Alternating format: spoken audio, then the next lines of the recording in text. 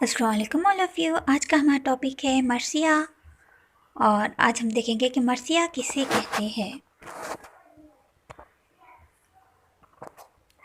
سب سے فرسٹ ہے مرثیہ عربی لفظ رثہ سے بنا ہے جس کے معنی ہیں رونا، ماتم کرنا۔ مرثیہ اس نظم کو کہتے ہیں جس میں کسی مرنے والے کے اوصاف بیان کیے جائے اور اس کی موت پر گہرے رنج و غم کا اظہار کیا جائے، اسے مرثیہ کہتے ہیں۔ مرثیہ کیا ہے؟ مرثیہ عربی زبان کا لفظ جو ہے رثہ اس سے بنا ہے جس کے معنی ہے رونا یا ماتم کرنا۔ مرثیہ اس نظم کو کہتے ہیں جس میں کسی مرنے والے کے خوبیاں بیان کی جاتی ہیں اور سب بتائے جاتے ہیں اور اس کی موت پر گہرے رنج و غم کا اظہار کیا جاتا ہے۔ نیکسٹ ہے اردو میں مرثیہ اس نظم کو کہا جاتا ہے جس میں حضرت امام حسین رضی اللہ تعالیٰ عنہ اور دیگر شہدائے کربلا کی شہادت کا ذکر کیا جائے۔ اردو میں دوسرے لوگوں کی موت پر کہی جانے والی نظم کو شخصی مرثیہ کا نام دیا جاتا ہے، جیسے خالق کا مرثیہ غالب، اقبال کا مرثیہ داغ وغیرہ۔ مرثیہ کیا ہے؟ اردو میں مرثیہ اس نظم کو کہا جاتا ہے جس میں حضرت امام حسین رضی اللہ تعالیٰ عنہ اور دیگر شہدائے کربلا کی شہادت کا ذکر کیا جاتا ہے۔ اردو میں دوسرے لوگوں کی موت پر کہی جانے والی نظم کو کیا کہتے ہیں؟ شخصی مرثیہ کہا جاتا ہے، جیسے کہ حالی نے جو مرثیہ لکھا ہے مرثیہ غالب، اور اقبال نے مرثیہ لکھا ہے مرثیہ داغ۔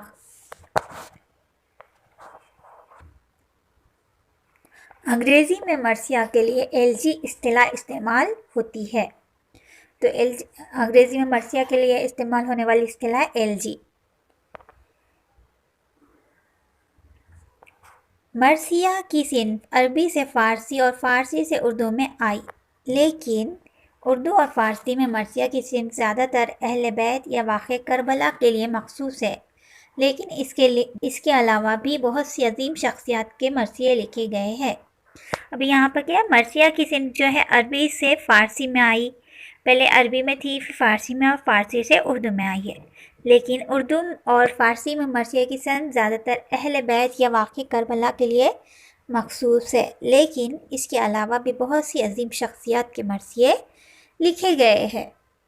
تو زیادہ تر اردو یا فارسی میں جو مرثیے پائے جاتے ہیں وہ اہل بیت یا واقعہ کربلا کے لیے کہے جاتے ہیں، اور اس کے علاوہ بھی بہت سارے عظیم شخصیات کے مرثیے بھی لکھے گئے ہیں۔ اردو میں مرثیہ کی ابتدا۔ اردو میں مرثیے کی ابتدا کس طرح سے ہوئی؟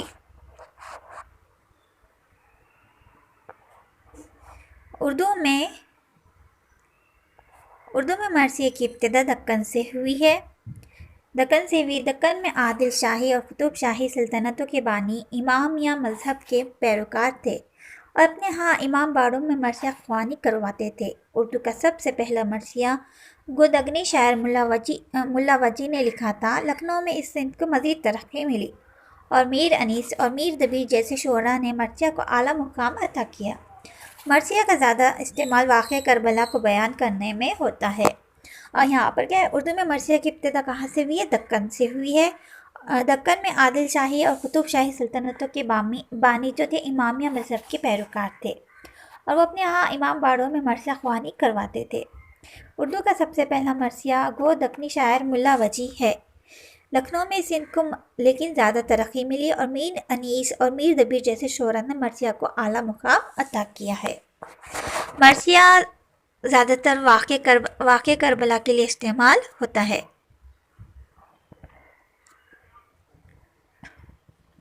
جدید تنقیدی بصیرت کی روح سے مرثیہ گوئی کو فن شاعری کا سب سے حساس اور کٹھن عمل قرار دیا گیا ہے۔ جدید تنقید نے کیا بتایا ہے یہاں پر کہ مرثیہ گوئی جو ہے فن شاعری کا سب سے حساس اور کٹھن عمل ہے۔ باریک بین افراد جانتے ہیں کہ کئی اصناف سخن پر فنی گرفت رکھے بغیر ایک فکر انگیز اور شاندار مرثیہ نہیں کہا جا سکتا۔ شعر پر فنی گرفت کے ہمراہ جتنی فصاحت کلام، بلاغت، حساسیت اور علمی و فکری مواد پر دسترس کی کامیاب مرثیہ نگار کو ضرورت ہوتی ہے،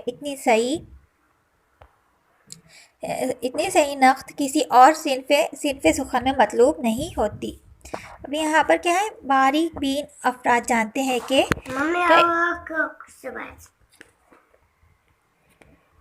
فنی مرثیہ جو ہے یہاں پر اس پر فنی گرفت یہاں پر ہونا ضروری ہے، فصاحت کلام ہونا ضروری ہے، بلاغت، حساسیت، اور اس کے ساتھ ساتھ علمی و فکری مواد پر درس بھی یہاں پر کافی ضروری ہے۔ اس کی مدد سے ہی کامیاب مرثیہ یہاں پر لکھا جا سکتا ہے۔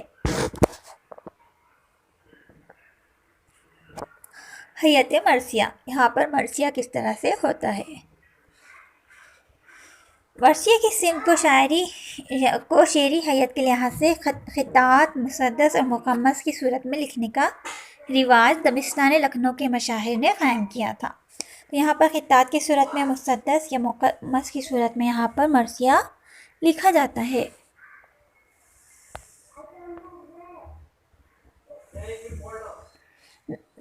ایک 1249 ہجری میں میر انیس کی ولادت یعنی 1264 ہجری سے پہلے ان کے والد کی ایک ہم عصر شاعر میر ضمیر کے ایک مسدس میں یہ دعویٰ موجود ہے کہ مرثیہ کو مروجہ حیت میں لکھنے کی طرز انہوں نے ڈالی۔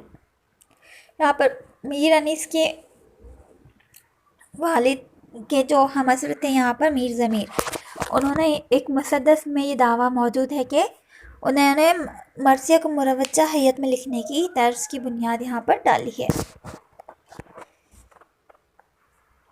دکن میں مرثیہ کی عمومی صورت نوحہ اور مثنوی کی مماثل تھی۔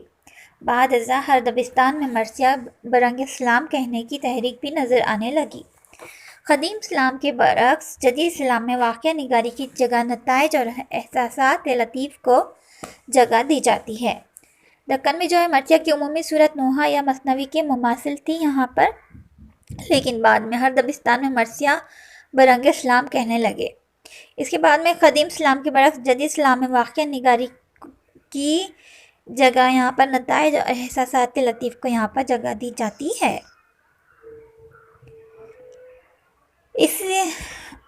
اسی لیے موجودہ عہد میں اسلام نے غزل سے ترکیبی مماثلت کی بنا پر زیادہ کشش کے ساتھ مقبولیت حاصل کی ہے۔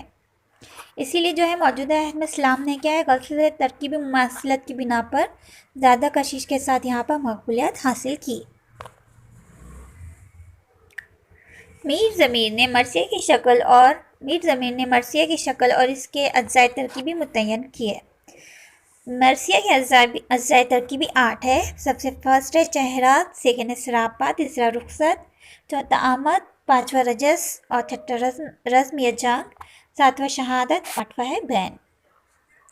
تو میر ضمیر نے کیا ہے یہاں پر مرثیہ کی شکل اور اس کے اجزاء ترکیبی متعین کی ہے، اور اس کے اجزاء ترکیبی جو ہے 8 ہے۔ سب سے فرسٹ ہے چہرہ، دوسرا ہے سراپا، تیسرا رخصت، چوتھا آمد، پانچواں چھٹا رزم یا شہادت اور ساتواں رزم یا جنگ، ساتواں شہادت اور آٹھواں بین۔ چہرہ یہ مرثیہ کی تمہید ہے، اس میں حمد، نعت، منقبت، مناجات سے متعلق اشعار ہوتے ہیں۔ چہرے میں شاعر اپنے کلام کی خوبیوں سے بھی مرثیہ کا آغاز کرتا ہے۔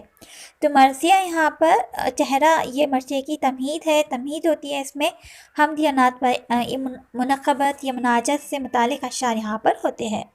چہرے میں شاعر اپنے کلام کی خوبیوں سے بھی مرثیہ کا آغاز کرتا ہے۔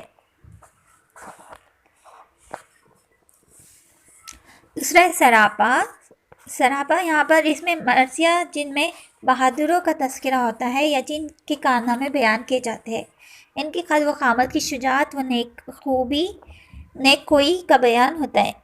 سراپا میں کیا ہوتا ہے یہاں پر، جن میں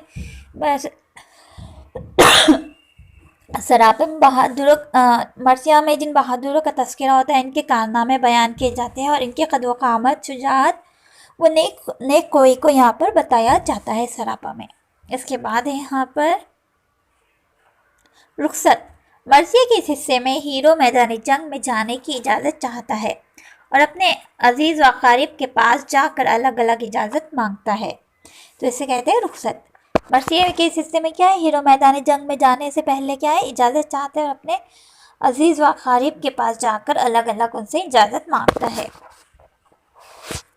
4 پوائنٹ ہے یہاں پر اجزا ترکیبی آمد۔